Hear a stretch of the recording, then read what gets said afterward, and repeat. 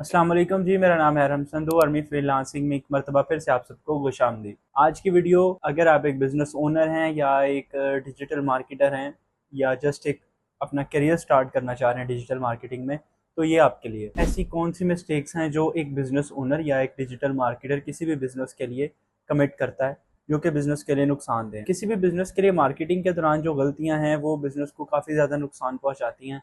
वो in house गलतियाँ भी हो सकती हैं, वो अगर आप ऑनलाइन अपने प्रोडक्ट को लॉन्च करें उसमें भी हो सकती हैं। तो आज हम कुछ इस तरह से इनके बारे में बात करेंगे। सबसे पहली मिस्टेक जो बिज़नेस ओनर्स या मार्केटर्स जब वो किसी बिज़नेस की मार्केटिंग करते हैं, तो वो ये कमिट करते हैं कि हमने अगर एक एड कैंपेन लॉन्च कर दी है, तो हमें इंस्टेंटली जो है वो रेलेवेंट लीड्स आएँगी। रेलेवेंट लीड्स कभी भी आपको एक एड कैंपेन के थ्रू नहीं आ सकती।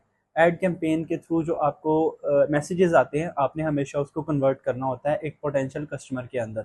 ऐसा कभी भी नहीं होता कि अगर आप एक एड कैंपेन लॉन्च करें तो उससे आपको जो है वो डायरेक्ट क्लाइंट ही हमेशा मिलेगा। तो आपने जब भी इस चीज़ को मद्देनज़र रखते हुए ऐड चलाना है, तो आपने ये मिस्टेक कभी नहीं करनी। ऐसे आपका जो ऐड का बजट है वो काफ़ी ज़्यादा ज़ाया हो जाएगा और आपके बिज़नेस को लॉस होने के चांसेस हैं। नंबर 2 पे बात करेंगे बजट की। अगर आप अपने बिज़नेस के में कोई भी प्रोडक्ट लॉन्च कर रहे हैं, तो उसकी प्राइसिंग कभी भी सेट करते वक़्त आपने अपने कंपटीटर को ज़रूर वॉच करना है। इस तरह से हो सकता है कि अगर आप एक चीज़ ₹50 की बेच रहे हैं और आपका कंपटीटर वही चीज़ ₹40 की बेच रहा है, तो ऑब्वियसली जो आपका कस्टमर है वो दूसरी तरफ डाइवर्ट हो जाएगा।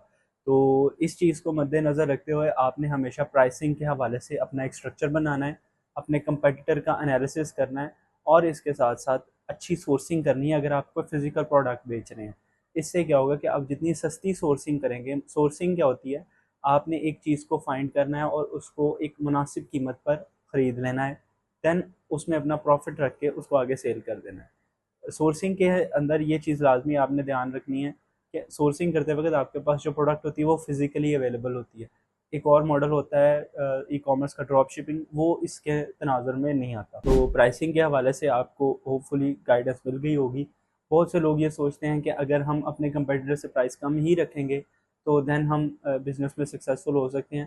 तो ये भी बात किसी हद तक ठीक है। नंबर 3 भी हम बात करेंगे कि जब भी आप एक बिज़नेस लॉन्च कर रहे हैं और आप उसको ऑनलाइन एक्सपैंड करना चाह रहे हैं, तो आप क्या करेंगे कि आपके पास कुछ प्रोडक्ट्स हैं विद लो प्रॉफिट मार्जिन, तो आप उसका पैक ऑफ 3 के हिसाब से उसको सेल कर सकते हैं। मतलब एक प्रोडक्ट है, अगर एक प्रोडक्ट के आपको आरओएस जो है वो 10% आ रहा है, तो वही अगर आपको 3 प्रोडक्ट सेल करने पर जो आपका आरओएस है वो ज़्यादा हो सकता है और इसमें आपका प्रॉफिट मार्जिन बहुत बेहतर होगा।